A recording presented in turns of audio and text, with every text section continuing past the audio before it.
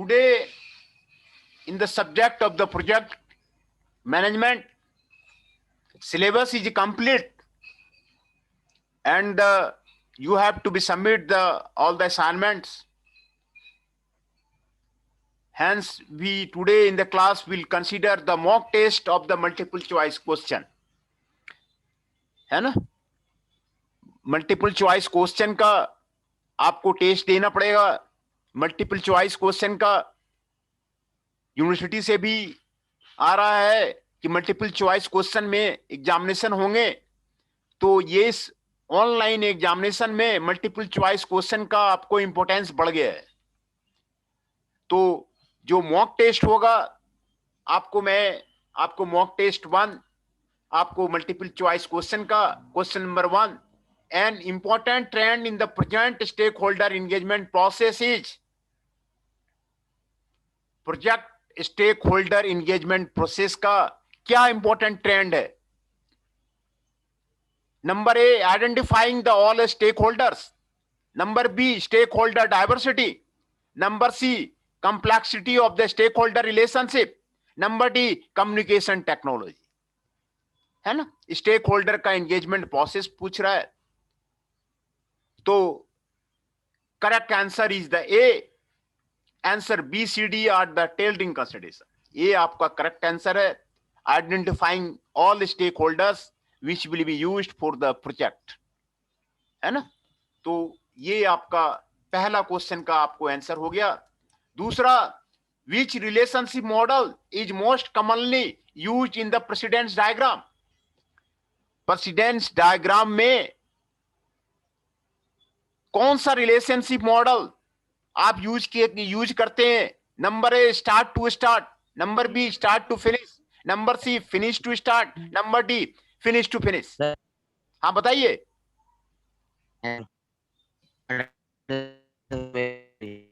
बताइए, आपकी आवाज नहीं आ रही है.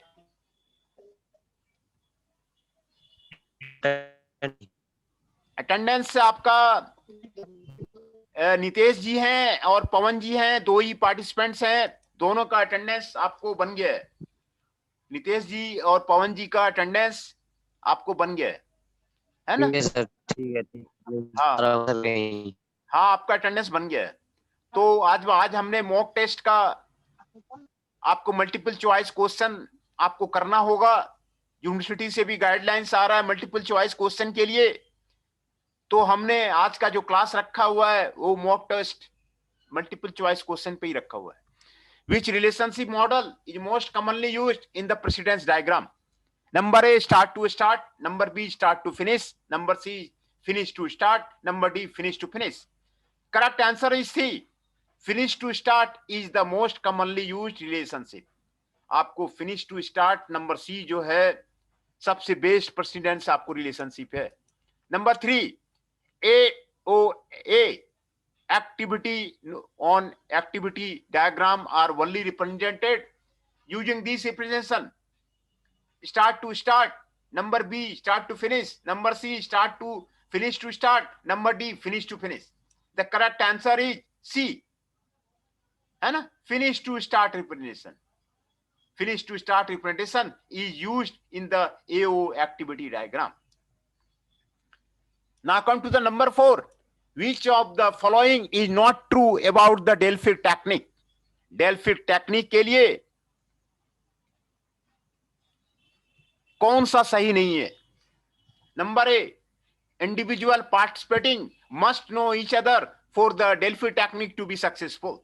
Delphi technique is most commonly used to obtain expert opinion. In Delphi technique, participants are generally anonymous. Number D, participant can be remote from one another. तो इसमें आपको जो करेक्ट आंसर है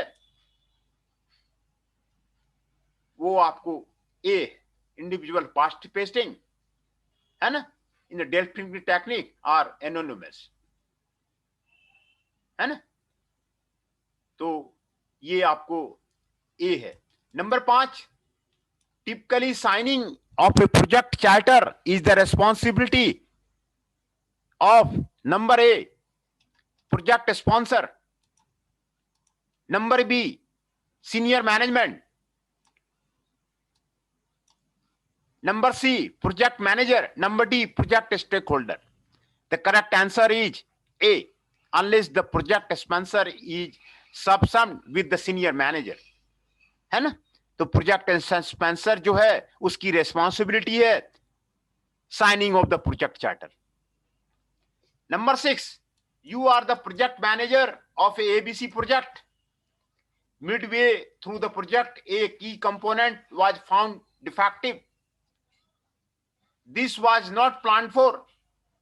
The team met after the event and managed to make the product work without the defective component. This is an example. Number A, risk mitigation. Number B, transfer of the risk. Number C, workaround. Number D, accepting the consequence passively. है ना? तो एक आप जो है project manager हैं ABC project के, Midway through the project एक की कंपोनेंट वाज फाउंड डिफेक्टिव. एक जो की कंपोनेंट था प्रोजेक्ट का वो आपको डिफेक्टिव पाया गया. This was not plan for. ये आपको प्लान नहीं किया गया. The team met after the event and manage to make the product work without the defective component. ये किसका काम है ना? Number A, risk mitigation. Number B, transfer of the risk. Number C, work around. Number D, accepting the consequences passively. है ना? एक project में आपको फाउंड डिफेक्टिव पाया गया, एक की कंपोनेंट डिफेक्टिव पाया गया. ये किसका काम है? तो ये वर्क अराउंड का काम है. Number C, correct answer is number C. This was an unplanned event that happened. Work around refers to the handling of risk that has occurred but was not planned for. ये आपको 6 का काम है. Number 7, most common cause of the conflict in a project is A. Project में आपको कौन सा common cause है जो आपको कॉन्फ्लिक्ट करता है? Number A, schedules. Number B, technical opinions. Number C, personal issues. Number D, project priority. है ना? तो उसमें आपको पहला जो है, schedules are the most common cause of the conflict. Schedule जो है आपको most common cause of the conflict है, ये आपको देता है. Number 8, the most long lasting conflict resolution is caused by which of this technique? Smoothing, confrontation, compromising and the forcing. Correct is the number B, problem solving और the confrontation is the best solution for resolving the conflict. है ना? तो number B है आपको confrontation. तो these are the MCQ question. You are the project manager of ABC project. आप project manager हैं ABC project के. The project is being excluded in a earthquake prone area. जो प्रोजेक्ट है, बहुत अच्छा क्वेश्चन है.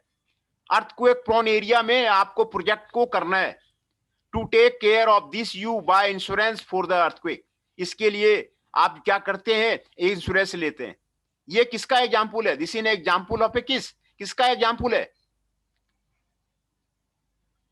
Number A, risk mitigation. Number B, transfer of the risk. Number C, risk contingency planning. Number D, accepting the consequences positively. तो answer है number B, insurance is an example of transferring the risk. है ना? आप risk को क्या करते हैं? Transfer कर देते हैं. आप इंश्योरेंस करा रहे हैं ना रिस्क का. एबीसी प्रोजेक्ट है, आप कर रहे हैं अर्थक्वेक प्रोन एरिया में, तो आप कहते हैं कि इंश्योरेंस कराओ. तो ये आपको number B, transfer of the risk है. Number D, which of these correct with respect to a product developed और ए सर्विस पर्सनल. है ना? Which of these is correct with respect to the product developed और service perform. Product आपने develop किया है और service perform किया है. कौन सा सही है? कौन सा सही आंसर है? आप वो बताइए. ये जो क्वेश्चंस हैं आपके स्क्रीन पे हैं. आप भी उधर से क्वेश्चन आपका आंसर आप बता सकते हैं. Number A, bad quality is acceptable but bad grade is not. Number B, bad grade is acceptable but bad quality is not. Number C, neither bad grade nor quality is acceptable. Number B, grade and quality is the same thing. इसमें आपने product develop किया है, service perform किया है, और quality और grade की बात हो रही है ना। तो आंसर होगा number B, bad grade is acceptable but bad quality is not. Quality आपको बढ़िया होना चाहिए, ग्रेड आपको काम के काम पे डिपेंड करता है ना, काम पे डिपेंड करता है। तो ये आंसर है बी। एक गियर है, एक गियर आपको वॉच में भी लगता है, एक गियर जो है शुगर कैन वाले मशीन में भी लगता है, एक गियर है आपको लेथ मशीन में भी लगता है। तो यहां पर ग्रेडिंग है, किस ग्रेड का चाहिए, लेकिन वो क्वालिटी जो है फुलफिल होना चाहिए, क्वालिटी फुलफिल होना चाहिए। वॉच के लिए जो आपको गियर लग रहा है वो वॉच में फिट होगा, है ना। तो ग्रेड जो है आपको रैंक को डिफर करता है, ये आपको फंक्शनल यूज पे डिपेंड करता है, बट डिफरेंट टेक्निकल कैरेक्टरिस्टिक्स जो है वो आपको क्वालिटी आपको जरूर होना चाहिए, वो मैच करना चाहिए। तो answer is the B. Number 11, which of the following theory was suggested by the Deming? Deming, the world Japanese guru is the Deming. Deming cycle, Edward Deming, जिसका जो है आपको 14 पॉइंट्स उन्होंने दिया था। एडवर्ड डेमिंग जो यूएसए से जाकर के जापान में बस गए, और वर्ल्ड गुरु, क्वालिटी गुरु एडवर्ड डेमिंग को जाना जाता है। तो कौन सी थ्योरी उन्होंने दी है, यहां पर वो कह रहा है number A, apply continuous small improvement to reduce cost and ensure consistency. Number B, managerial marginal analysis. Number C, expectancy theory, people expect to reward for their effort. Number D, plan do check act to improve quality, PDCA, है ना। Number D is the correct answer. PDCA, plan do check act to improve quality. PDCA आपको Edward Deming ने दिया था। Continuous small improvement is part of the kaizen theory. Continuous small improvement ये आपको kaizen theory का part है। ये भी आपको इंडस्ट्री में आपको काइजन थ्योरी का आपको जरूरी है ना। Plan to check doctrine was proposed by the Edward Deming, which was the world guru in the case of the quality. Edward Deming का सारा थ्योरी दिया हुआ है, उसने जापान की सारी इंडस्ट्री को रिवोल्यूशनाइज कर दिया और वर्ल्ड में नंबर 1 ला दिया जापान की सारी कंपनी को एडवर्ड डेमिंग ने। Number 12 question, project quality management. Number A, must meet management objectives. Number B, applies to all projects regardless of the delivery. Number C, applies only to the specific area of the project. Number D, is necessary only when stakeholders agree on quality characteristics. And correct answer is the applies to the all project, है ना। जो correct आपको answer है applies to the all project. This is the number 12. Number 13, you are the project manager of the ABC project. आप ABC project का project manager हैं। You need to find out which issue has a maximum impact on the project. कौन सा issue जो है आपको project में आपको बेटर है। Which tool should be used, कौन सा टूल आपको यूज करना चाहिए। Number A is the Pareto diagram, number B is the control chart, number C is the trend analysis, number D is the fishbone diagram. तो आप project manager हैं, which issue has a maximum impact on the project, project पे कौन सा जो है ज्यादा issue है आपको, विच टूल शुड यूज, कौन सा टूल आप यूज करेंगे, तो वो आपको बता रहा है एबीसी प्रोजेक्ट के लिए। The correct answer is a, Pareto chart is built in the 80-20 theory. 80% of the defect are caused due to the 20% of the issue, है ना। ये आपको पेरेटो थ्योरी कह रहा है, जो 80% ऑफ जो डिफेक्ट है वो 20% इश्यूज पे आपको लाइक कर रहा है। a project manager needs to focus on these 20% issue. ये जो कौन सा आपको इशू है उस पे आपको डिपेंड करेगा. Number 14, when analyzing quality for a project manager decides to use a tool. This tool provides a creative way to look at the causes or potential causes of the problem. Which tool is the project manager planning to use? है ना? बहुत अच्छा question है. Which analyzing quality of a project का quality के बारे में आप डिसाइड कर रहे. Project manager decide to use a tool. Project manager जो है एक टूल को यूज करना चाह रहा है. This tool provides a creative way to look at the causes और potential causes of a problem. जो काउजेज है, पोटेंशियल काउजेज है, उस पे ध्यान कर रहा है. Which tool is the project manager planning to use? Project manager कौन सा टूल यूज कर रहा है? देखिए, टूल के बारे में बता रहा है, प्रोजेक्ट मैनेजर का टूल के बारे में बता रहा है. बहुत अच्छा क्वेश्चन है. आपको सॉल्यूशन भी दे रहा है, काउजेज ऑफ द प्रॉब्लम को डील कर रहा है. Number A is the Pareto diagram, number B is the control chart, number C is the statistical sampling, number D is the Ishikawa diagram. Correct answer is the Ishikawa diagram.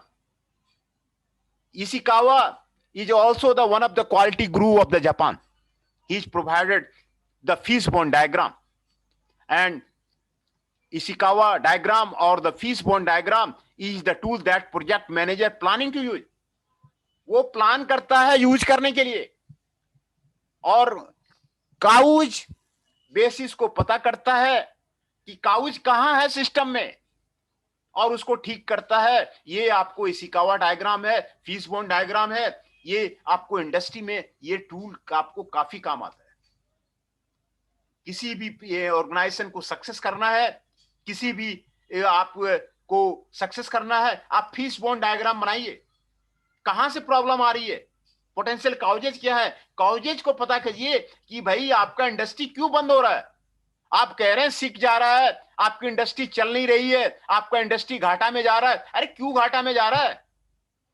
आप उसके potential causes को पता कीजिए और उसके causes को निकालिए कि क्यों ऐसा हो रहा है. ये इशिकावा डायग्राम, फिशबोन डायग्राम आपको रिवोल्यूशनाइज कर देगा, आपको इंडस्ट्री को सक्सेस में बदल देगा. आपको जो इंडस्ट्री है इस पे कई प्रोजेक्ट किए जा सकते हैं. फिशबोन डायग्राम पे आप कोई प्रोजेक्ट आप फिशबोन डायग्राम पे कर लीजिए. इशिकावा का जो थ्योरी है, इशिकावा थ्योरी पे आप कर लीजिए. आपको इंडस्ट्री में आपको काफी काम आएगा फिशबोन डायग्राम. नंबर 5 है 15. A project manager is using a to a perform critical path analysis. The network diagram is represented as sound using below. Which of the following represents the critical path? है ना? देखिए,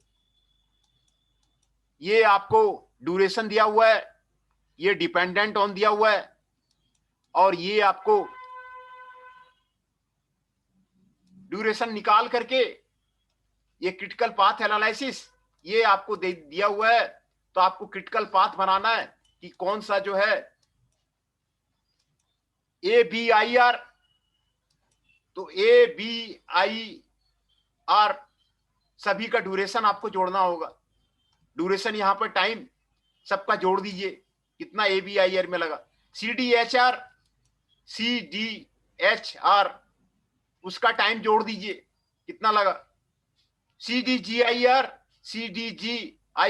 सबका duration आपको वो जोड़ दीजिए कितना टाइम लगा. EFGIR इसको जोड़ दीजिए कितना टाइम लगा, और सभी का टाइम कंपैरिजन कीजिए. CDGIR represents the critical path. It is the longest path through the network with the duration of the 30. है ना? ये आपको लॉन्गेस्ट पाथ है. सर अटेंडेंस लगा दो. हाँ, अटेंडेंस तो लग गया है. अभी फिर से मैं आपको लगा देता हूँ. जो स्टूडेंट आए हुए हैं नए जो ज्वाइन किए हैं उनका मैं लगा देता हूँ. जी सर लगा दो. हाँ. चमन नेमा जी 162, गुरदीप रावत जी 114, पवन जी 127, फैजान हाशमी जी 1111, हिमांशु जी 117, कुंदन कुमार जी 163।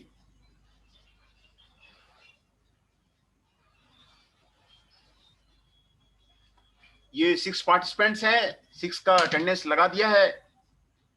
प्रोजेक्ट मैनेजमेंट का सिलेबस खत्म हो गया है, इसीलिए आज मैं मॉक टेस्ट को करवा रहा हूं, क्योंकि ये आपको एमसीक्यू का एग्जाम देना है। तो एमसीक्यू के ये सारे आपको कई कंपटीशंस में भी एमसीक्यू आते हैं, तो इसीलिए ये मैं एमसीक्यू आपको उसका करवा रहा था। CDGI represents the critical path. It is the longest path through the network with duration 30, है ना। सभी को जोड़ने के बाद ये आपको लॉन्गेस्ट ड्यूरेशन आता है ना।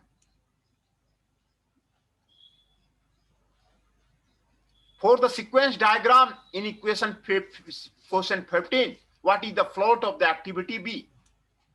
एक्टिविटी B का फ्लोट कितना है ना। A का आंसर 2, B का 3, C का 5, D का 6। Answer is the The path ABR has duration of the 7, hence B can be delayed by the 6 days before the next event can begin, है ना। फ्लोट का मतलब है कितना डिले किया जा सकता है, एक्टिविटी को कितना डिले किया जा सकता है। तो ये एक्टिविटी बी के बारे में कह रहा है, तो आंसर इज द 6 दिन का आपको डिले किया जा सकता है, वो आपको निकाला हुआ है। इसमें भी आपको फ्लॉट पूछ रहा है। फ्लॉट का लास्ट क्लास मैंने फ्लॉट पे ही लिया था। फ्लॉट का मतलब हुआ कितना डिले किया जा सकता है। For the sequence diagram of the equation 15, what is the float of the activity H, है ना। फ्लोट पूछ रहा है, तो एच एक्टिविटी ये है, उसका देखिए डिपेंडेंट डायग्राम DF है, और the path CDHR has duration of the 9 days, hence H can be delayed for the 4 days before the next event can begin, है ना। ये आपको फ्लॉट निकालने के लिए कह रहा है। पिछले क्लास में मैंने सभी तरह का फ्लॉट बिल्कुल क्लियर कर दिया था। किसी भी तरह का फ्लॉट का आप जो है उसमें आप निकाल सकते हैं। तो number 18, according to Harjarwar, which of these not an example of a hygiene factor? Number A, job security. Number B, salary. Number C, self-working condition. Number D, appreciation of the work. The answer is the number D, job security, appreciation of the work, है ना। कौन जो है hygiene factor का, हाजर work का आपको factor नहीं है। Job security, salary, clean and surface working condition are example of the hygiene factor. Appreciation at work is not a hygiene factor but institute of the motivating factor, है ना। ये hygiene factor है जो health related factor है ना। तो ये उसके बारे में आपको बता रहा है।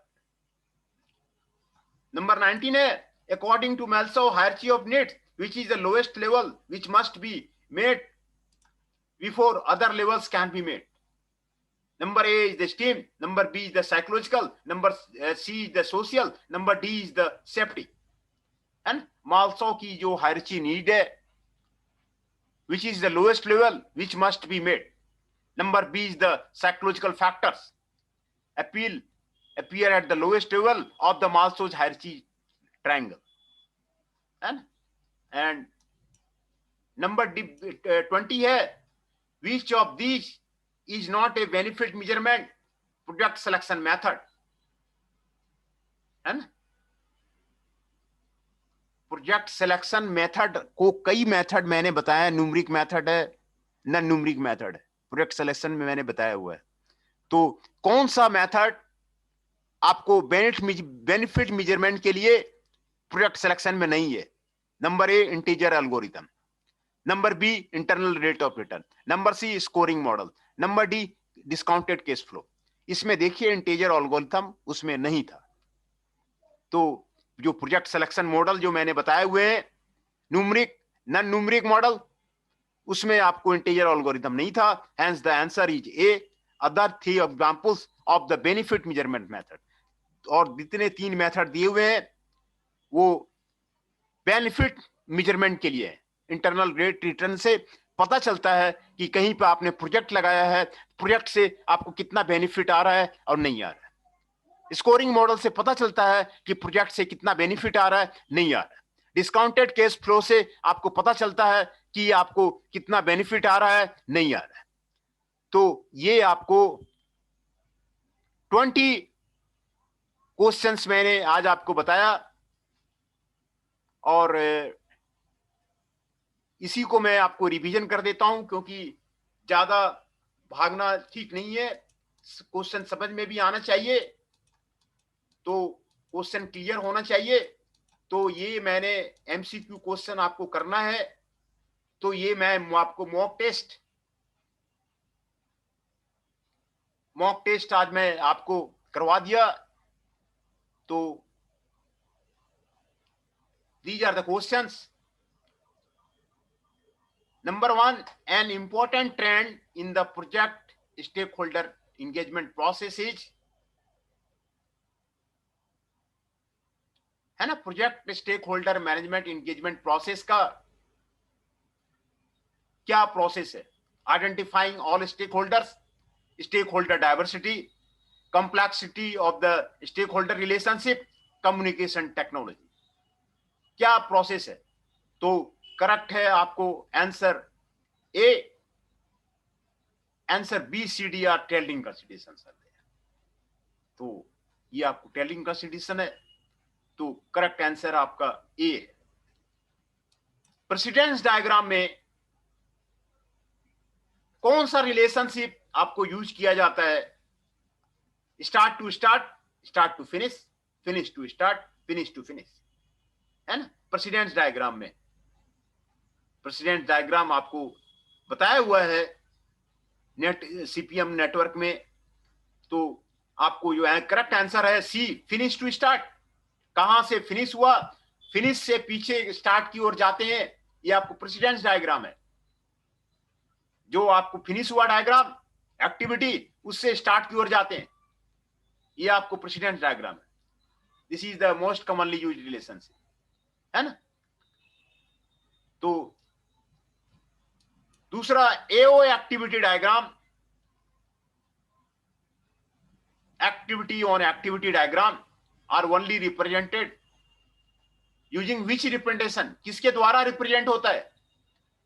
Number A start to start, number B start to finish, number C finish to start, number D finish to finish.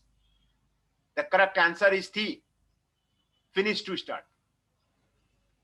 AO activity diagram are represented using finish to start representation. ये आपको फिनिश टू स्टार्ट रिप्रेजेंटेशन है, उससे आपको ये आपको clear होता है ना। तो ये ए एक्टिविटी डायग्राम है। फिनिश टू स्टार्ट, जहां पे फिनिश हुआ है फिर स्टार्ट की ओर जाते हैं, ये ओ एक्टिविटी डायग्राम है ना। तो इसके बारे में आपको बताता है। नेक्स्ट क्वेश्चन है डेल्फी टेक्निक। डेल्फी एक टेक्निक, एक फोरकास्टिंग टेक्निक है, जो फोरकास्टिंग में उसमें जो फोरकास्ट किया जाता है किसी चीज का, प्रोजेक्ट का फोरकास्ट करेंगे आप, तो उसमें एक्सपर्ट्स बुलाए जाते हैं, एक्सपर्ट्स के ओपिनियन लिए जाते हैं, है ना। तो एक्सपर्ट्स के ओपिनियन लिए जाते हैं। तो यही इसमें आंसर कह रहा है, expert participating in the Delphi technique are anonymous individual participating must know each other on the Delphi technique to be successful. Answer जो है आपका ए है, इंडिविजुअल पार्टिसिपेंट्स को, जैसे कोई प्रोडक्ट का सेल करना है, सेल करने में सारे जो मार्केटिंग मैनेजर हैं दिल्ली के सभी एरिया के मार्केटिंग मैनेजर को बुलाया जाता है, मार्केटिंग मैनेजर का ओपिनियन लिया जाता है, वो क्या कहना चाह रहा है, ओपिनियन लिया जाता है, मार्केटिंग मैनेजर का ओपिनियन लिया जाता है, तो वो वही आपको डेल्फी टेक्निक है। और उसके अकॉर्डिंग फोरकास्ट किया जा सकता है कि भाई उसमें प्रोडक्ट का कितना सेल होगा, आप ओपिनियन दीजिए, आप ओपिनियन दीजिए, आप ओपिनियन दीजिए, आप ओपिनियन दीजिए, उसके बाद जो है फोरकास्ट किया जाता है। तो individual participants must know each other for the Delphi technique to be successful, ये आपको सही आंसर है। Typically signing off the project charter is the responsibility of, project charter कौन करेगा, है ना, कौन साइन करेगा? किसी प्रोजेक्ट को स्टार्ट करने के पहले प्रोजेक्ट चार्टर बनता है, उस पर कौन साइन करेगा? तो जो प्रोजेक्ट को स्पॉन्सर करेगा वही तो साइन करेगा, जो प्रोजेक्ट को स्पॉन्सर कर रहा है वही तो आपको साइन करेगा। तो the correct answer is a, जो प्रोजेक्ट को स्पॉन्सर करता है वही उसमें आपको साइन करता है। दूसरा अगला क्वेश्चन है, you are the project manager of ABC project, आप एबीसी प्रोजेक्ट के जो है प्रोजेक्ट मैनेजर हैं। Midway through the project a key component was found defective, project के मिडवे में पता चलता है कि एक कंपोनेंट उसमें डिफेक्टिव था, this was not plan for, ये आपको प्लान नहीं किया गया था, है ना। कई एक्टिविटी होते हैं, कई कंपोनेंट होते हैं, उसमें एक डिफेक्टिव है जो पहले प्लान नहीं किया गया।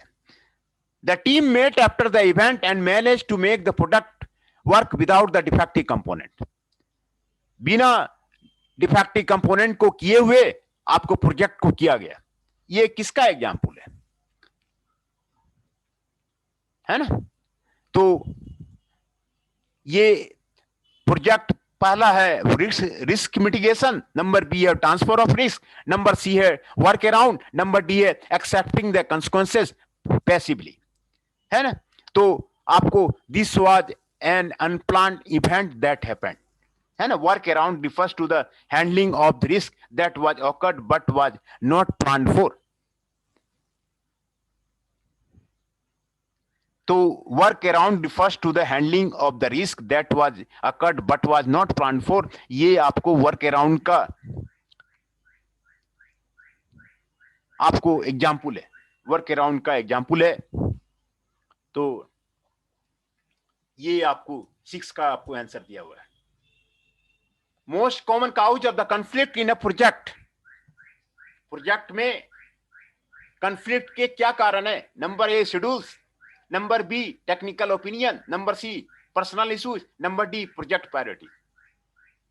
शेड्यूल सी मेन कॉन्फ्लिक्ट का कारण है कि शेड्यूल क्या है वही जो है प्रोजेक्ट का मेन कॉन्फ्लिक्ट का कारण है, यही आपका आंसर है। Next question 8, the most long lasting conflict resolution is caused by which of the this technique. Long lasting conflict resolution कहां से आपको होता है? Number A smoothing, number B confrontation, number C compromising, number D forcing. Answer is the B, problem solving और confrontation is the best solution for the resolving conflict and leads to the long lasting conflict solution, है ना। तो आज यहीं तक रहने देते हैं, आपको कल भी आपको मॉक टेस्ट का आपको प्रैक्टिस करा देंगे, जिससे कि आपको अगर यूनिवर्सिटी एमसीक्यू लेती है तो आपको फायदा हो जाएगा। तो है ना, तो सिलेबस इज कंप्लीटेड, आप असाइनमेंट जमा कर दीजिए और आपको इसी तरह जो इंपॉर्टेंट है आपको एग्जाम के लिए मैं आपको बताता रहूंगा और मैं आपको गाइडलाइंस देता रहूंगा। किसी भी स्टूडेंट को कभी भी प्रॉब्लम है लेक्चर नोट्स रिगार्डिंग तो किसी रिगार्डिंग सब्जेक्ट में तो कभी भी आप क्लियर कर सकते हैं, पूछ सकते हैं, है ना। लेकिन you have to be secure with very excellent marks.